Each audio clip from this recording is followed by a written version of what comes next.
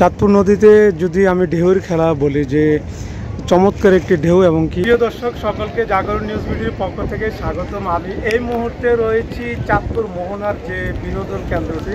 আমার পিছনে বিশাল একটি নদী এবং চাঁদপুর বলতে ইলিশের একটি দেশ, আর সেই দেশে কিন্তু আমরা অবশ্যই ইলিশ খাওয়ার জন্য দূর দূরান্ত থেকে আমাদের এই মোহনা দেখার জন্য কিন্তু অনেকে আসে।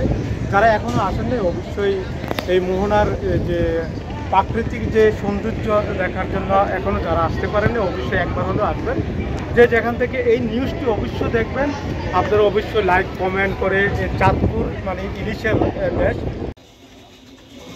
একদিকে তারা বিনোদন আরেকদিকে টাকা উপার্জন করে। এখন তার সাথে আমরা কথা বলবো যে আপনাদের এই এলাকাতে দীর্ঘদিন ফটোশপের কাজ করছেন, এক তো প্রকৃতি আর তো ইনকাম, দুটোটার বিষয়ে আপনার মন্তব্য কী? আলহামদুলিল্লাহ ভালো। এখানে যেহেতু দেন ইলিশের বাড়ি চাঁদপুর বাংলাদেশের সমন্বিত, যেমন দূর দূরান্ত থেকে আমাদের দেশে মানুষ ইলিশের জন্য আসে। ইলিশ দিয়েই কিন্তু আমরা পরিচিত এই চাঁদপুর। এখন আমরা এই জায়গায় যে পর্যটন এরিয়া, এটা আমাদের নিজে হাতে করা, মানে এই জায়গায় আমরা কাজ করি। কাজ করার পাশাপাশি মূলত যেমন তিন নদীর মোহনা, তারপরে এই যে ইলিশে যে জেলেরা মাছ ধরতে আসে, এই প্রত্যেক নিয়ে মনে করেন যে কি আমরা আলহামদুলিল্লাহ অনেক ভালো আছি। আপনি যে মোহনা এলাকায় ঘুরতে আসছেন এই বিষয়ে আপনার মন্তব্য কী? আলহামদুলিল্লাহ ভালো লাগতেছে, আরো 3 বার আসছিলাম।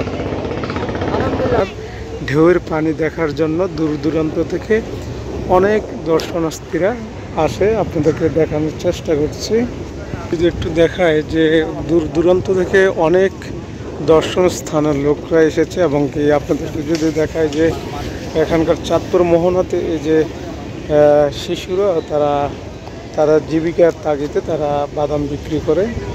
আমরা আরেকজন মুরব্বির সাথে এখন একটু কথা বলবো যে মুরব্বির সাথে ছাগল দেখা যাচ্ছে। আচ্ছা মুরব্বি, আপনি তো এখানকার এই মোহনাতে বাদাম বিক্রি করতে আসছেন, হ্যাঁ, তো এই এলাকাটা কেমন লাগে? বিক্রিও করতেছেন এবং বিনোদনটা কেমন লাগে?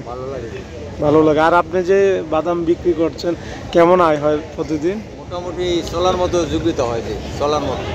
তার একটা মজার বিষয় হচ্ছে যে আপনার সাথে একটা ছাগল দেখছি, এটা কি আপনার? মানে বন্ধু সুলভ, মানে পরিবেশটা ভালো লাগার জন্য মানে ছাগল আপনার সাথে সঙ্গ দিচ্ছে। চাঁদপুর নদীতে জীবিকার তাগিদে তারা নৌকার মাধ্যমে তারা দেখছে মাছ শিকার করছেন, তাদের জীবিকা এইভাবে চলছে। আপনাদেরকে দেখাচ্ছি আমি চাঁদপুর নদীতে যদি আমি ঢেউয়ের খেলা বলি যে চমৎকার একটি ঢেউ এবং কি চারদিকে ঢেউ আর ঢেউ।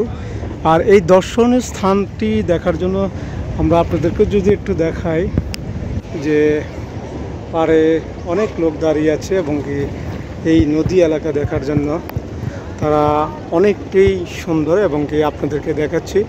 কে কোথা থেকে আমাদের এই নিউজটি অবশ্যই দেখেন, আপনারা অবশ্যই আমাদেরকে লাইক কমেন্ট শেয়ার করে জাগরণ নিউজের সাথে থাকবেন। সাগরের ঢেউ এবং কি নদীর ঢেউ এক পাশে, আমরা যদি আপনাদেরকে দেখাচ্ছি দূর থেকে কিন্তু আপনারা দেখছেন যে লঞ্চ স্টিমার কিন্তু চলাচল করে এই নদীতে। আমরা যে ইলিশের কথা বলি সেই ইলিশের কথা যদি আপনাদেরকে আমরা জানাই, দূর দূরান্ত থেকে আমাদের এই মোহনা দেখার জন্য কিন্তু অনেকে আসে। যারা এখনও আসেননি অবশ্যই এই মোহনার যে প্রাকৃতিক যে সৌন্দর্য দেখার জন্য এখনও যারা আসতে পারেনি অবশ্যই একবার হলেও আসবেন।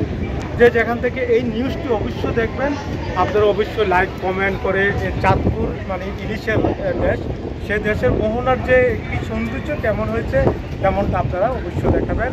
চাঁদপুর মোহনার এলাকা থেকে শাহ ফয়সাল।